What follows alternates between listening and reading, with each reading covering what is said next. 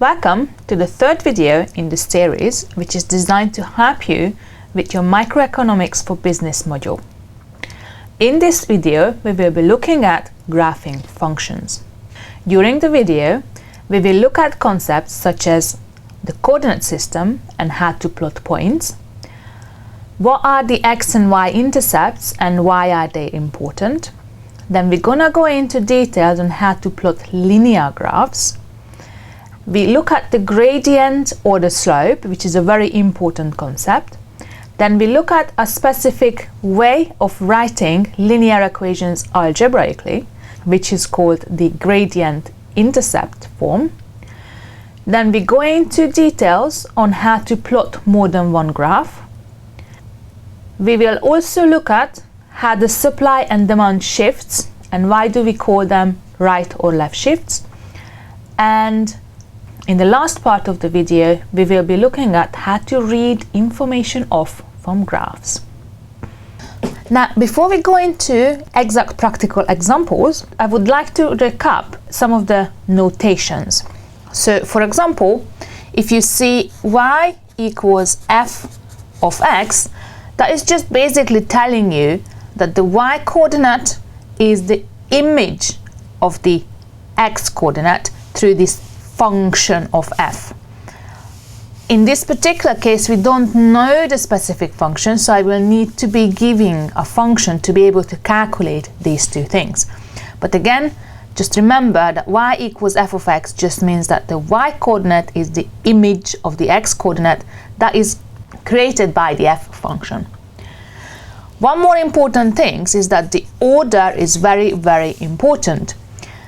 So if you were given coordinates, or sometimes we also call them ordered pairs, the name gives it away, the first number will always be the x coordinate and the second number always will be the y coordinate. And these are just individual points on the graph. For example, I can give you 3, 4. So for this particular point, the x coordinate is 3 and the y coordinate is 4.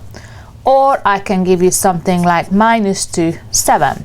So the x coordinate in this case would be -2 and the y coordinate would be +7. When we draw a coordinate system, we start with a number line. This number line has a 0 and it has got some kind of scale to it. Now the importance about this scale is that every equal distances, physically equal distances, have to represent equal number distances. So if I decide that this will be 1, then this have to be 2 because the distance, the physical distance between these two are equal, so the numerical distance have to be equal too. And then I'm going to have to go both ways. Now, these physical distances are my choice. Obviously, if I wanted to talk about years, this would be suitable. But if I wanted to talk about decades, again, I could make them into 10, 20, 30. Or if I wanted to talk about money, for example, I could make it 1,000, 2,000, 3,000 instead of just 1, 2, and 3. And again, if I wanted to, I can decide going up in 1s and 10s are not good enough, so I can go up in 5s. Depends on the data that you need to draw. So depending on what kind of information you are given that you want to represent graphically, the scale can be chosen accordingly. So that will be our x-axis or the horizontal axis. And obviously in practical examples like price and quantity, we're not going to name it x, we probably name it something else, either price or quantity. So that is just the horizontal axis, so it's not a coordinate system yet, it's just a number line. So how are we making it into a coordinate system? So basically we're going to pick up another number line, rotate it 90 degrees and then place it down here exactly the way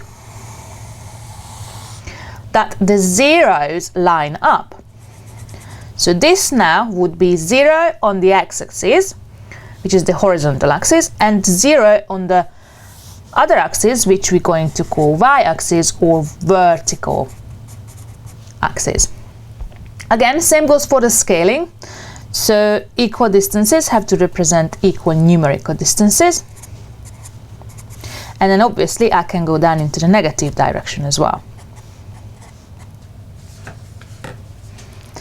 Now, in practical examples, again, when I decide to talk about a certain, let's say, GDP change over time, I need to make sure that the audience who's going to read my graph will be clear about what is this graph. So I'm going to have to give it a title. So I can say GDP change over time, or I can be more precise, GDP change between 1900 to 2000. Again, depends on the situation, but also I need to make sure that the axes are appropriately named. So in this particular case, I wouldn't use the y-axis anymore. What I would use is GDP here, but I would also need to give, what am I talking about? GDP. Is it thousands of pounds? Is it millions of pounds? Is it billions of pounds? Depending on the country, obviously, but usually millions and pounds or euro even would do. And therefore, obviously, on the other side, it's not X anymore, but time.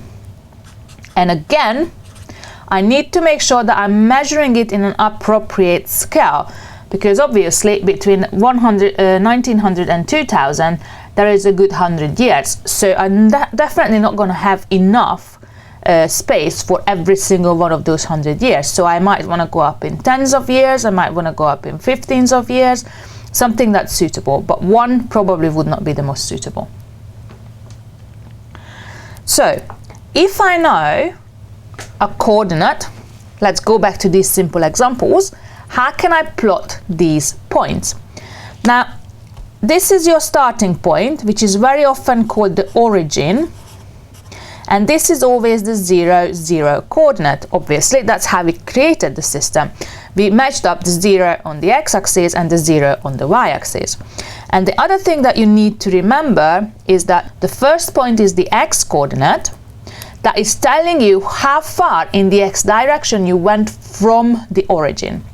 So because that's 3, I went 3 directions in the origin. So this is 1 coordinate. The other one is 4. That is the y coordinate. So that's telling you how far you went in the y direction from the origin. So you went 1, 2, 3, 4. That's the other one. So where is this 3, 4 point?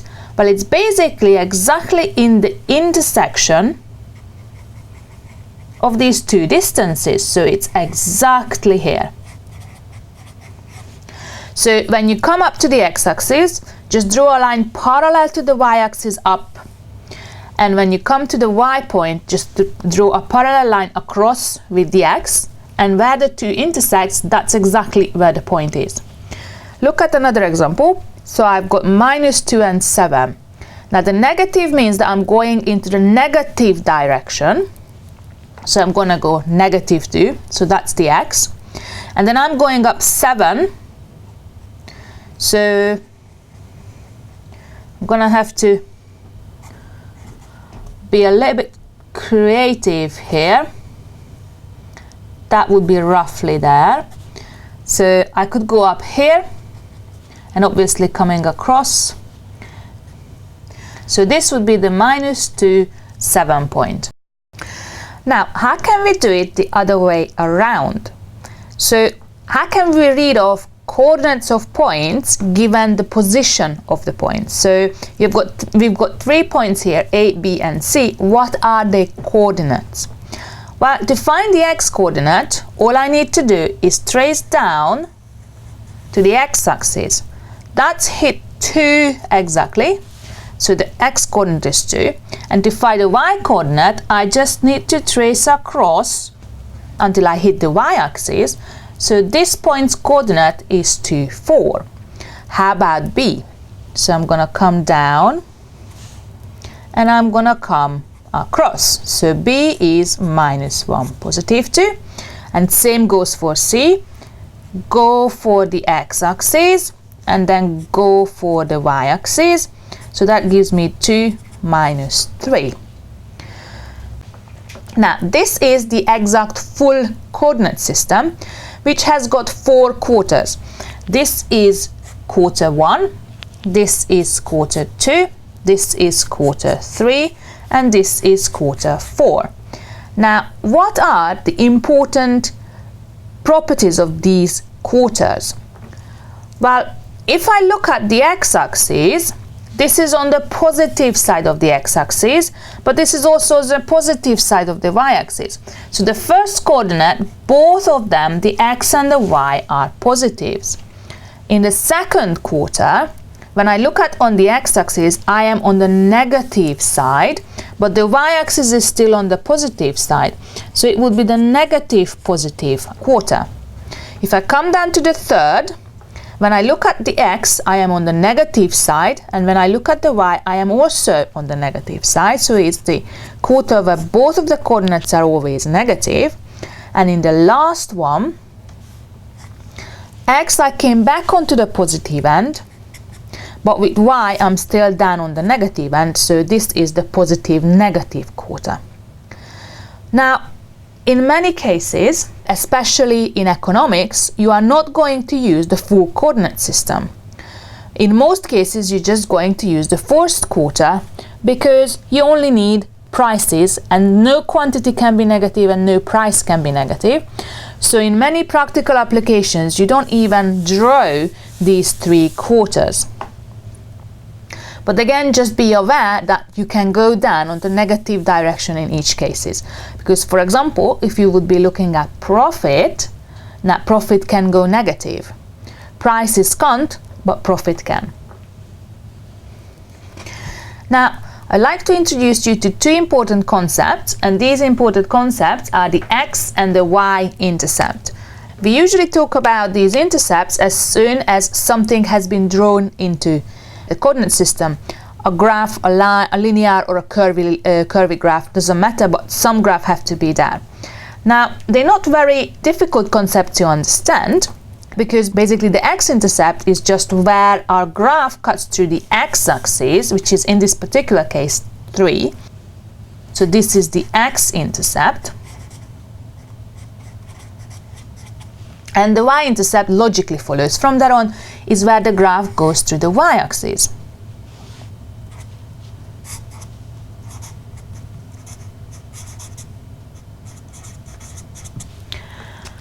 But how could we calculate these things? Is there anything that's special about these coordinates?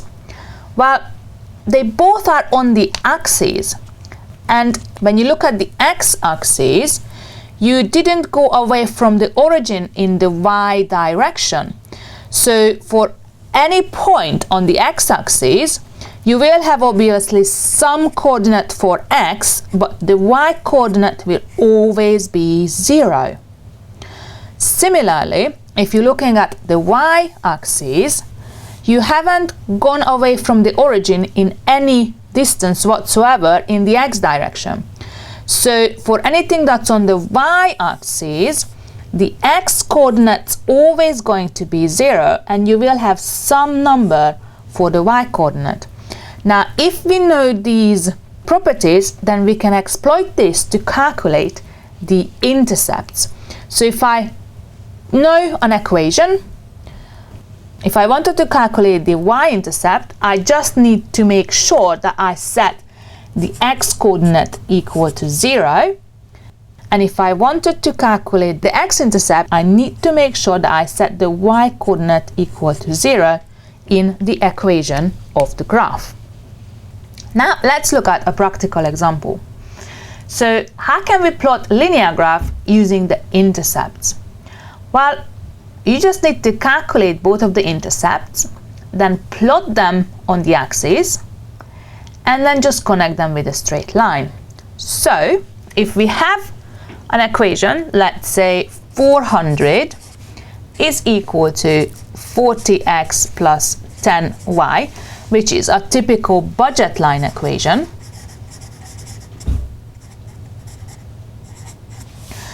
Then we can use this to plot the intercepts, and as soon as you've got 2 points, the line is being defined.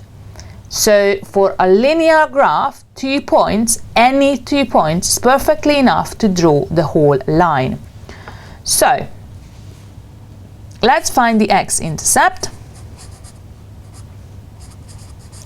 Well, we established that for the x-intercept, y is equal to 0. So all I need to know now is use this information, substitute this back into the equation, and then I can calculate the x-coordinate. So 400 equals 40x plus 10 times 0. Now 10 times 0 is just 0. 40x plus 0 is just 40x, so I've got 400 equals 40x, and if I want x, I just need to divide them by 40, both cases. That goes to 1, so that gives me x, and 400 divided by 40 gives me 10. Remember, 10 times 40 gives you 400. So I found one point, and this point is the 10, 0. So how am I going to do the y-intercept? Well, I know that for the y-intercept, the x-coordinate will be equal to 0. So I'm going to go back to the original equation again, but now I'm going to substitute x for 0 and calculate the y-coordinate. So 400 equals 40 times 0 plus 10y. Now 40 times 0 is just 0. 0 plus 10y gives me just 10y. So divide both by 10, and then I'm going to be able to calculate the exact value of y. So 400 divided by 10, cancel them by the zeros, gives me 40. So the y-intercept going to be 0 and 40. So let's draw this line.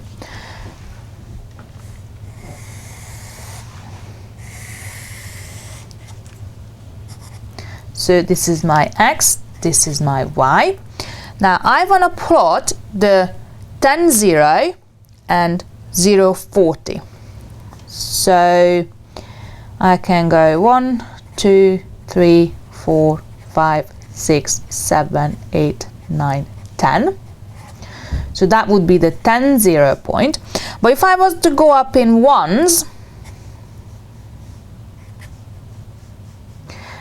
on the y direction, I would have to draw 40 equal distances. I don't have enough space for it. So I need to think about what to do with the y direction. Well, instead of ones, I can go up in fives.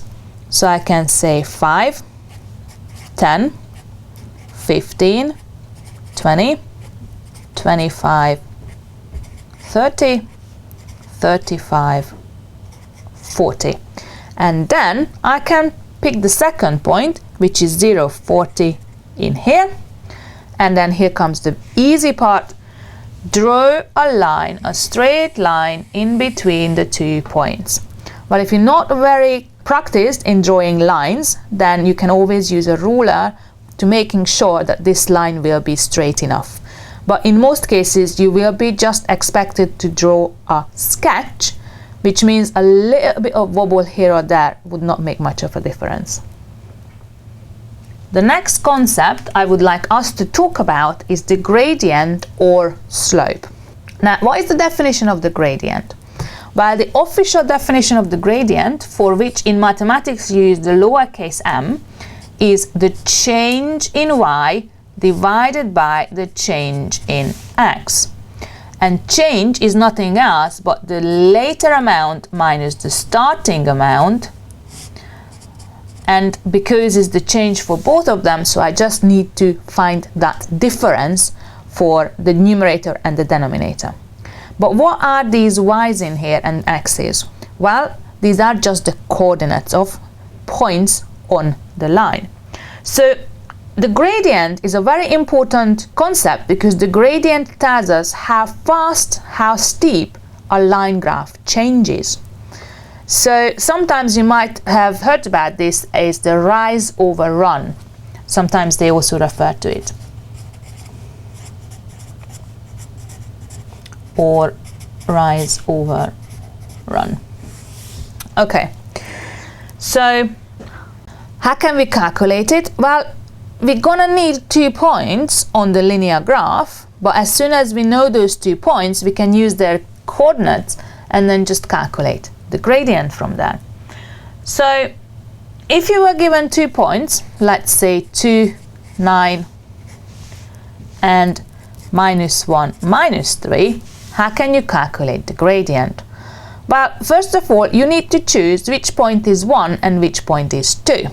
Well, I'm just going to choose this point to be x1, y1, and this point to be x2, y2. So this is my first, this is my second point. X coordinate comes first, y coordinate comes second. And from here on, we just need to pick up these numerical values and substitute it back into the formula. So gradient equals y2 minus y1 over x2 minus x1. That is equal to y2 is -3. So -3 take away y1 is 9 over x2 is -1, take away x1 is 2. So -3 take away 9 gives you -12, and -1 take away 2 gives you -3. Negative divided by negative gives positive, and 12 divided by 3 gives you 4. So the gradient of this graph, or the slope of this graph, is 4. What it means for me? Well, it means for me that if I change 1 in the x direction, I'm gonna have to go up 4 in the y direction. And because it's positive, I'm going in the positive direction with both of them. Now, what if I decided to choose the points order slightly differently? What if I said that I want this to be x1, y1, and this point to be x2, y2? Would that make any difference to the gradient? Well, let's check. M is still the same definition. So y2 now is 9, and I need to take away from it y1, which is -3. x2 is now 2, and I need to take away from it x1, which is -1. So what happens now? 9 take away negative gives me adding, so 9 plus 3, same here. So that is 12 over 3, which gives me 4. The gradient gives you exactly the same numerical value. Doesn't matter which point you're choosing first and which point you're choosing second. So it's up to you. Now, it's all nice and lovely, but what can we use these gradients for? Well, we can use the gradients, for example, to decide if a graph is upwards or downward sloping. What do I mean by that? So if here is the coordinate system, this is x, this is y. This is a graph which we call an upward going graph, and this is a graph which we call a downward going graph. What happens in these two particular cases?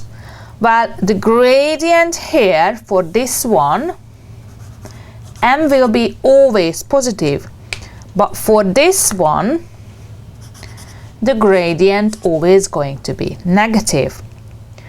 Another important thing is how can we compare the changes in x and y's in both of these cases? Well, as I'm going up in the x direction, to keep on the graph, my y is also going up. So with a positive slope, as x goes up, y goes up. Now, if I start to go down in the x direction, my y is also coming down. So if x comes down, y comes down. What we can see in here, if I have got a positive slope, the two coordinates are changing in the same direction. So there is a direct proportional link between the two coordinates, or the two quantities if we can talk about price and quantity. But what happens with the downward slope graph? As I'm going up in the x direction, my y starts to decrease. So x going up, but y going down. Now what happens if I decide to go down in the x direction in the negative way? Well, the y direction starts to go up. So as x comes down, y goes up.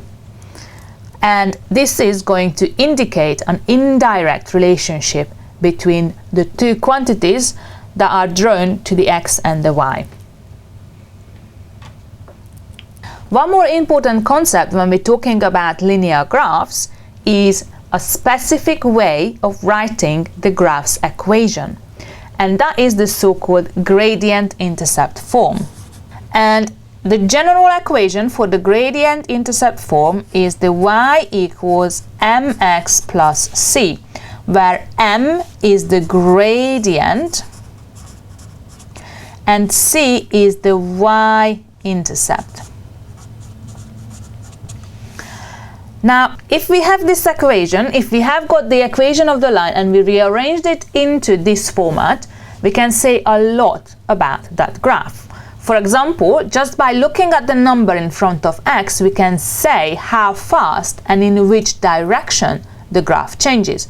Is it an upwards or is it a downwards growing graph? Is it a very fast, rapid changing graph, or is it a slow changing graph?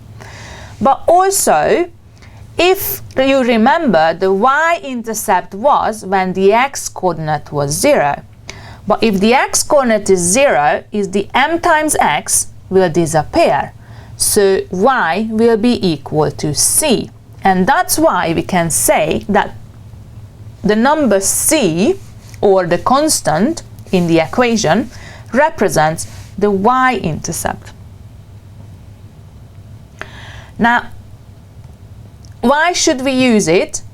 It's because it's very simple to give extra information about the graph. Those information I just given you, the gradient and the intercept, without having to actually draw the graph or do calculations using the 2 points, the definition of the gradient I gave you a couple of slides ago.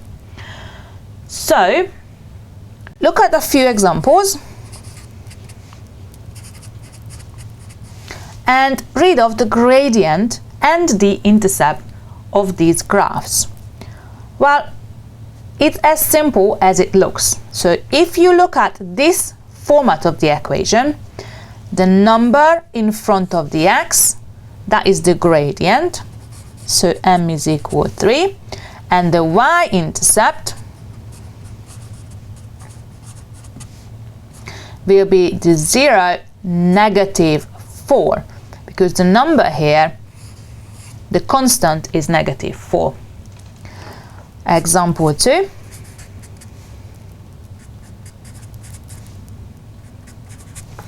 The gradient now will be the number in front of the x, which in this case negative half, and the y-intercept will be 0, positive 3, because that is the constant, that is the number that stands alone. If I look at the third equation,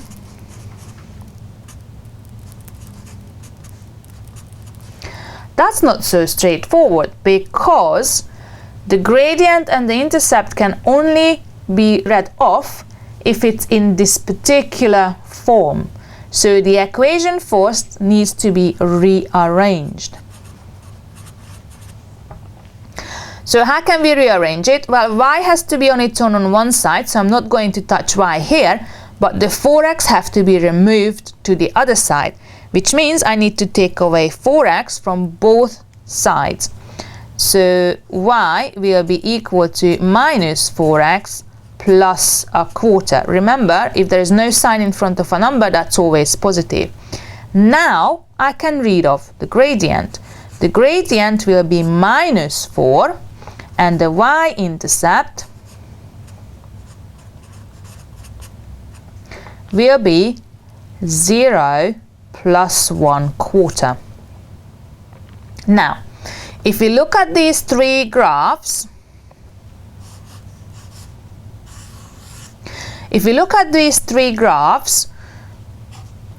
which one can we say is the fastest changing?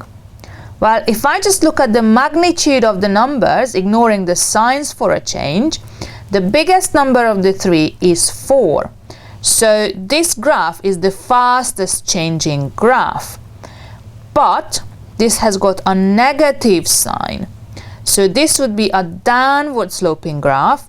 This would also be a downward sloping graph, but it's a very, very lazy graph. It hardly changes, because with the fractional gradient, remember, the gradient was the change in y divided by the change in x. And now if that's equal to minus a half, that means if I go 2 points or 2 units in the x direction, I need to go 1 unit in the y direction, but in the opposite direction, because there is a negative in here.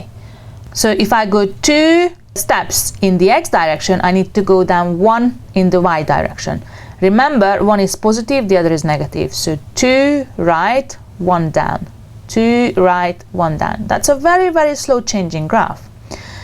Compared to this one, if I look at m being the same, change in y divided by the change in x, which is negative 4 in this case, well, any whole number can be written as negative 4 over 1. So any whole number can be put as a fraction over 1. So this would tell me I'm going 1 in the x, and I need to go down 1, 2, 3, 4 in the y. 1 in x, 4 down in y. A lot faster changing. And this one is somewhere in between, closer to 4, because 3 and 4 are much closer to each other than 3.5, but it's a positive number. So that tells me that x and y are changing in the same direction.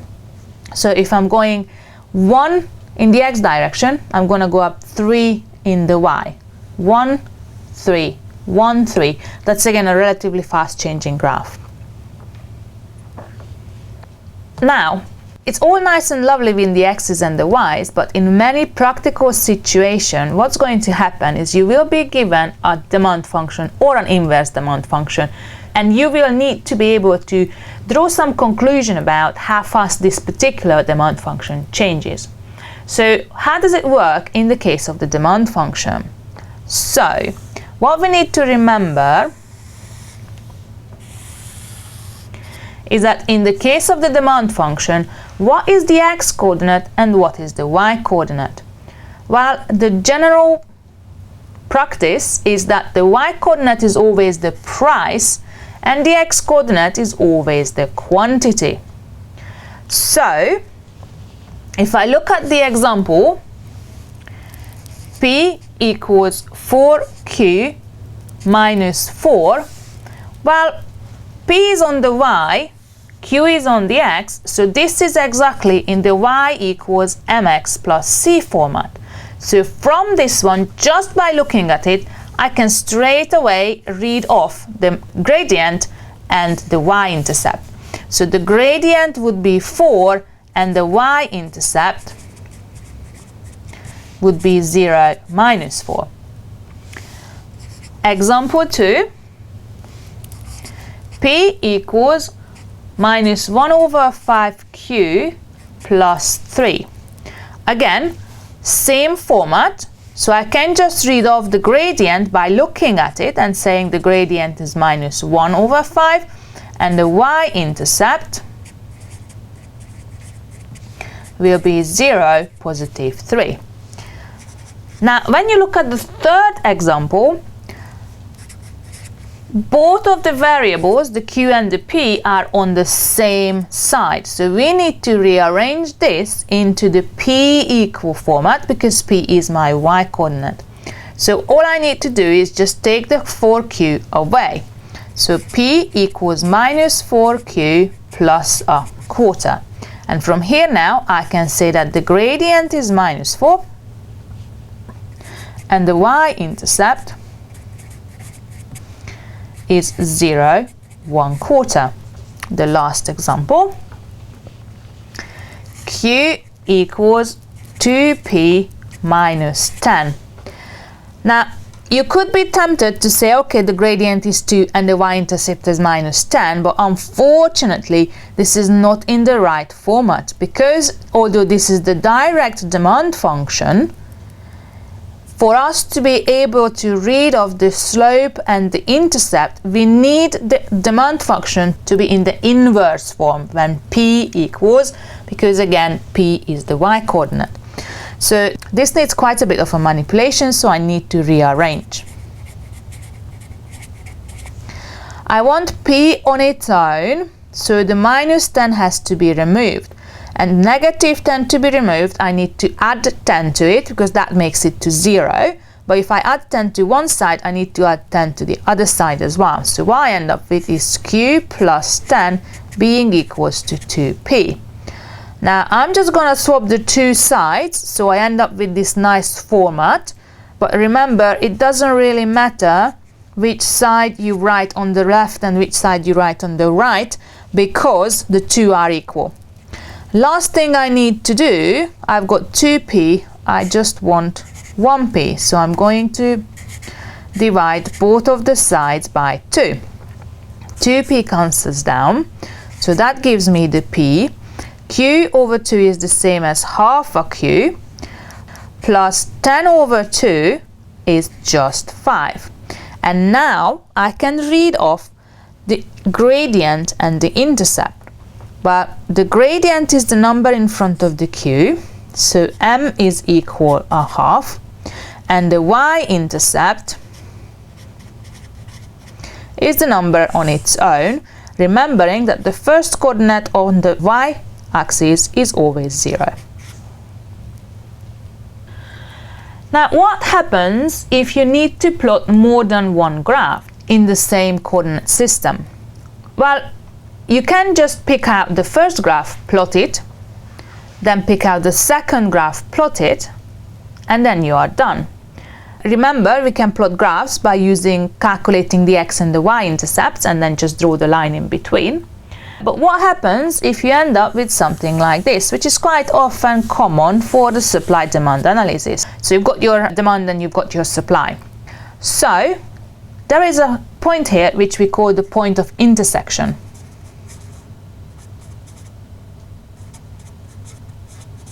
Point of intersection in mathematics, or you call it equilibrium in economics. What's important about this particular point is that this point satisfies both of the lines because it lies exactly on both of them. So this is an important point because this is where supply meets demand in a supply-demand analysis. However, this also can be calculated algebraically by solving systems of linear equations.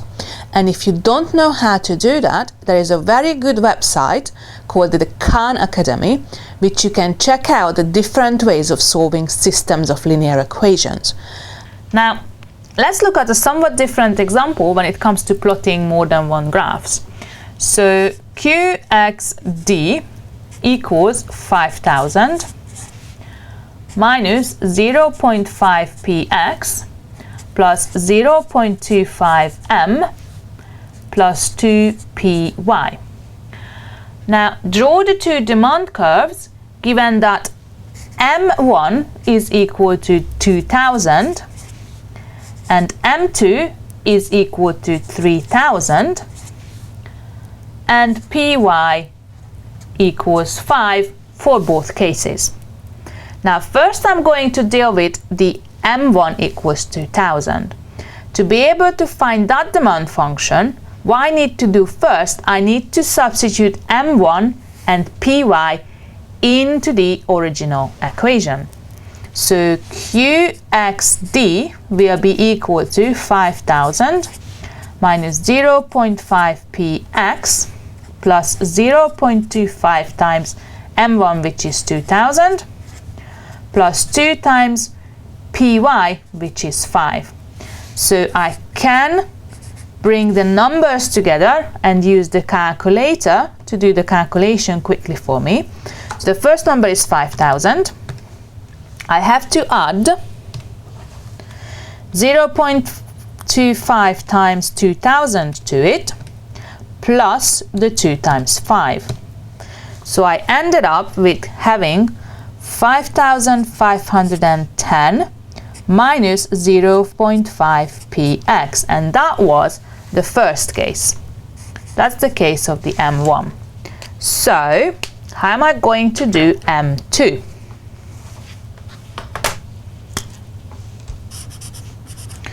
M2 will be a very similar case. All I need to do now is pick up the original equation and now substitute m for 3000 instead of 2000.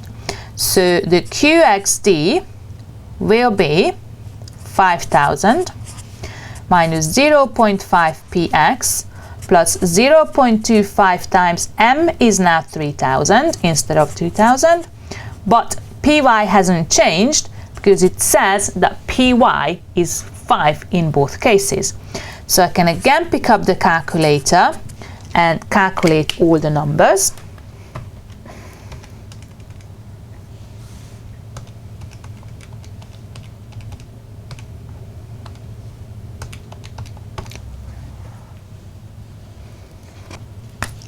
And that altogether will give me 5760 minus 0.5 px. So that is the equation for the second. So this is the second when m is 3000, and this is the first when m is 2000. Now I need to draw these two graphs, so I'm going to do that on the next page. Now, how can I draw a linear graph? Well, I can draw the two intercepts. So if I choose px to be 0, what would be the q coordinate? Well, if px is 0, then this part disappears because 0 times anything is always 0, so that's easy. So qx then will be 5, 5, 10. But what happens if I choose qx to be 0? Well, that would make the equation 0 equal 5, 5, 10 minus 0.5 px, and now I have to solve it. So what I need to do, I need to move the negative to the other side. So I would have positive 0.5 px being equal to 5, 5, 10. And now I need to divide by 0.5 both cases. That cancels down to 1. So px will be 5510 divided by a half gives me 11020. So if q is 0, then px is 11020. For the second line, similarly, if I choose px to be 0, then qx easily can be read off just by ignoring this part, which now is 0, 5760. But if I choose qx to be 0, I again have to do a calculation. So 0 equals 5760 minus 0.5 px. Exactly the same way as before, I'm going to move the 0.5p over to this side to make it positive. And now I'm gonna need to divide by that 0.5 down to have px on its own. So 5760 divided by 0.5 gives you 1152 0. Now I need to draw these two lines.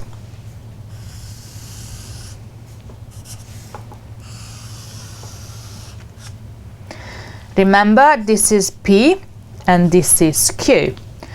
Now, in P, I need to go up to 11,520, so I need to go up quite high. But in Q, I'm only going up to 5,500 or 5,760. So Q, I don't need to go up into such heights. So what I can do in Q, I can choose this to be 1,000, same distance to be 2,000, 3,000, 4,000, 5,000, 6,000. Okay?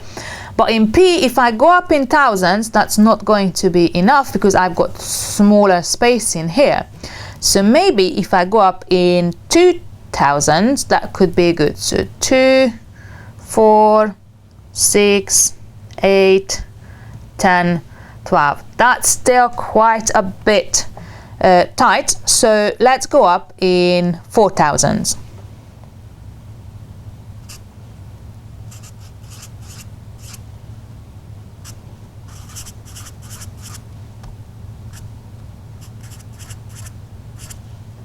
And then it gives me 12,000.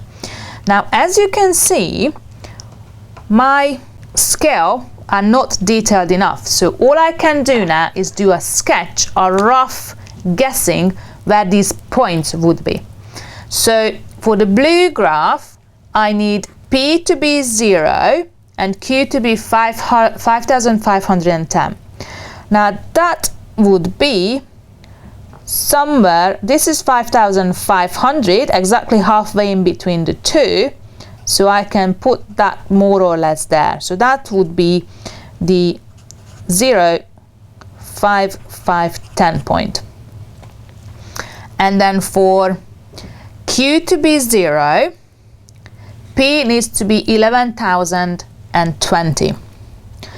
Well, halfway between would be the 10,000. A halfway between here would be the 11,000. So that would be somewhere there. So the first line is something like that. Let's see how does it change for the green line. For the green line, when P is 0, Q is 5,760. Remember, this was 5,500, so 5,750 would be somewhere halfway between, so it's just a little bit before. Okay, and then this green would be the 0, 5,760. Again, my scale isn't detailed enough to find the exact point, so I need to be a little bit careful in here. And then the P would be 11,520. Well, that's about 500 above, so that would be somewhere around here. It's very, very close to 12,000, because this scale, don't forget, it goes 4,000 up. So this tiny little distance can easily be 500. And then draw the graph. And if I was to use rulers and if I was to use a bigger paper, it would show you quite nicely that the two lines are actually parallel. So what happened here?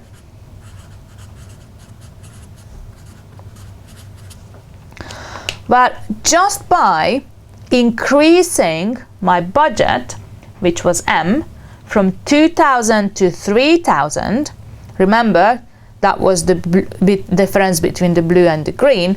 What happened, I was able to push up my budget line a little bit higher up. So now I can afford different combinations that I was not able to afford with the blue line. So I've got an extra money to spend. What I would like to talk about in the next couple of slides is how supply and demand changes. What does it mean supply to be decreasing or increasing, and what does it mean for demand to be increasing and decreasing? So what you can see here is two graphs, one titled supply decrease and the other titled supply increase. And what can we see here? Well, first of all, we need to remember which one is the supply and which one is the demand curves. Well, demand is what the market wants, what the shopper wants. Obviously, if prices are going up, demand will go down. So high price products I don't really want to buy. And supply is the production, supply is the company. So for them, if price is really small, they don't really want to produce a lot. For them, if the price is higher, then they will be willing to produce more, because that's going to mean them a lot more profit. So in these graphs, the downward sloping graph is always the demand, and the supply is the other way around, is the upwards going graph, because as quantity goes up, price goes up. So what you can see here is two different supply and one demand curve. Now, let's look at E1, which is equilibrium 1. In equilibrium 1, we have got Q1 quantity sold at P1 price. Now, what happens if we compare this with equilibrium 2? Well, in equilibrium 2, the quantity is Q2 is smaller than Q1, but price 2 is bigger than price 1. So what actually happened in here? Well, contrary to common sense, we can say that supply decreased. Also, supply seemingly went up because this equilibrium 2 supply is higher up than equilibrium 1 supply. When you look at the quantity is dropped, Q gone smaller. Therefore, this is why we call it supply decrease. And that's why we call it a left shift, because as quantity goes to the left, that's how quantity decreases.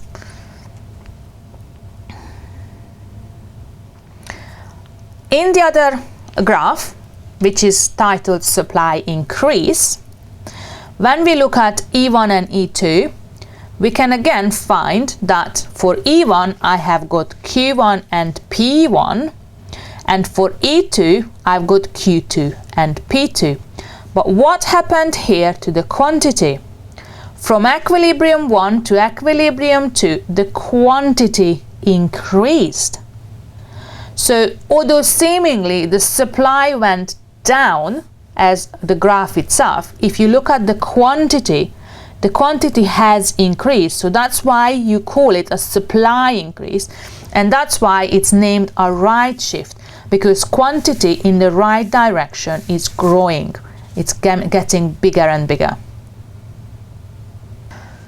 Now, when we look at the demand shifts, again, you can see two different graphs here. One of them being called demand increases, the other one's being called demand decreases. Well, the setup is similar, but in the previous slide we kept demand fixed, but now we're keeping supply fixed. So we got a fixed supply, and then we're looking at how the demand changes compared to that fixed supply. So in the demand increases graph, we again have got equilibrium 1 and equilibrium 2. In equilibrium 1, we got the corresponding quantity 1 and price 1. And in equilibrium 2, we've got the corresponding quantity 2 and price 2. So what's actually happening in here?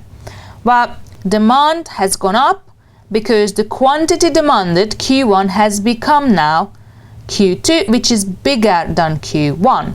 And in this scenario, we probably can see it more intuitively because the graphs are now changing in the expected way, in a sense. So when you say increase, demand increases, you see that demand goes up, the graph itself. However, what's important in here is that we have got a right shift, so your Q is changing in the positive direction.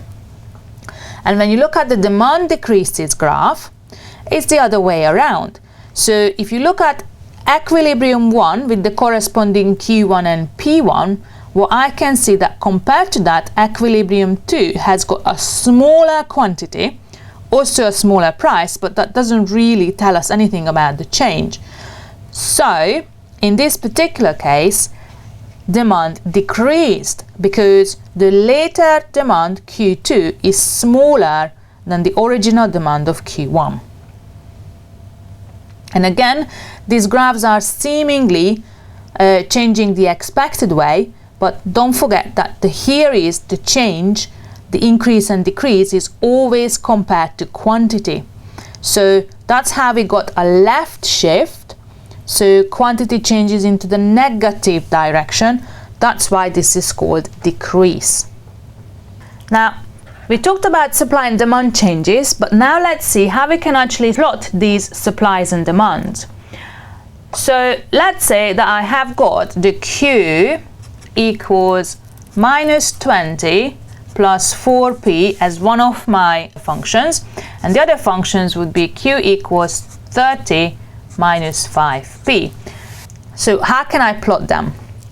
Well, plotting linear graphs is very simple because I can just choose p to be 0 and calculate q, and I can choose q to be 0 and calculate p. Now if p is 0, that part disappears, and therefore q will be minus 20. And if q is 0, I need to do some calculations. So 0 equals minus 20 plus 4p. I'm going to move the minus 20 to the other side to make it positive. So 20 equals 4p. And now I need to divide them by 4 both sides. So then p will give me 5. So I've got the points I wanted for the first graph. For the second graph, if p is 0, q will be 30. You remember that part disappears because 5 times 0 is 0. And if q is 0, I need to do the calculation. 0 equals 30 minus 5p. Now I want to move negative 5p to the other side, so that becomes positive. 5p equals 30, and then I can divide them by 5 both sides to get to p, which will be 6. Now I've got the points that I want now, but how am I going to draw them? Well, let's do it on our next page. So what I've done now, I've drawn the coordinate system, and notice that I've drawn a much longer line on the negative side because I spotted that q in one of them has to be negative 20. And I've drawn the two lines in separate colors so we can distinguish them a little bit easier. So first of all, I need to come up with some sort of scale that is good enough for me to draw minus 20 as well as positive 30. Well, I've got quite a lot of space in here, so maybe I can go up in 5s. So 5, 10, 15, 20, 25, 30. Then I can go minus 5, minus 10, minus 15, minus 20. And on the y, on the p direction, I just need 5 and 6. So that's going to be quite easy. 1, 2, 3, 4, 5, 6. Right, let's start with the blue. If p is 0, q is minus 20, so I am here. If q is 0, p is 5, so I am here. So what I need to do now, draw the line, and that is my first line. Let's look at the other one. If p is 0, q is 30. And if q is 0, p is 6. And again, what I need to do is just draw a line connecting the two of them. Now, what's important about this graph, that in reality, Although I very much needed this point to be able to draw the graph itself, this is not part of my curve because I don't have negative quantities. Okay? Now, the next thing. Which one is the supply and which one is the demand? Well, remember, suppliers, companies, are willing to produce more if the price is higher. So as P goes up, Q goes up. So that is the upward going graph. That is the blue graph. So this is my supply. And obviously the other one has to be the demand. But again, just think about it. As price goes down, buyers are going to buy more and more of the product. So that's how demand works. The cheaper the product, the more you can sell. And here is the important point, which is the optimal point or the equilibrium. And it's also called the optimal point because it's the optimal situation. This is when everybody's happy. Suppliers are willing to produce product at this price, and the market is happy to buy it. Now, there are two possibilities here. If I draw the graph correctly, I can read off the coordinates. I can read off the coordinates, just going across and coming down. But if you don't trust your drawing skills, you can always solve the equation. And basically, you would need to solve the minus 20 plus 4p and the q equals 30 minus 5p simultaneous equation. And again, if you're not sure how to solve systems of linear equations, just go to the Khan Academy website and check out the link. So what I would like to talk about in the last slide is how we can read information off from a graph. Now, so far we only looked at linear graphs, but not everything in real life is linear. You will find that most of the graphs are actually not linear. There's some kind of curves. Now, what kind of information can we see in this particular graph? Now, if you look at the axes, what we can say is in the horizontal axis, we can see the quantity. And the quantity is measured in thousands, 1,000, 2,000, 3,000, 4,000. On the vertical axis, however, we can see the price and cost in dollars. And that is going up by 50 cents. So 50 cents, $1, $1.50, $2, and the rest of it. And also you can spot that there are three different curves in there. One is named MC, the other one is named ATC, the third one is named AVC. Now, because you are studying economics, you must be familiar with these abbreviations by now. And you should recall that MC represent marginal cost, ATC represent average total cost, and AVC represent average variable cost. And obviously, all of these three different concepts have got different calculations to them. So what can we do with this graph? Well, there is an information given to you here, and it says that this is a perfectly competitive market. And it tells me that the market price is $3. And it asks me a question. What is the profit of this company? Now, when I want to calculate profit, well, profit is the total revenue minus the total cost. So to be able to calculate the total revenue, I need to find the price and I need to multiply that by the quantity. And the total cost can be calculated in numerous different ways, but we're going to refer back to the graph to be able to find out what way can we calculate the total cost. However, first we need to find the total revenue. So there is a lot of different price and quantity combinations in here on the three different curves. So how can we decide which curve to look at? Well, that is actually given by the fact that we're working in a perfectly competitive market. So perfectly competitive market means that the company is a price taker. So the company has got no influence over the price whatsoever. Whatever the market price is, the company has to take it. So the way that the company can sort of manipulate things a little bit is by manipulating the cost.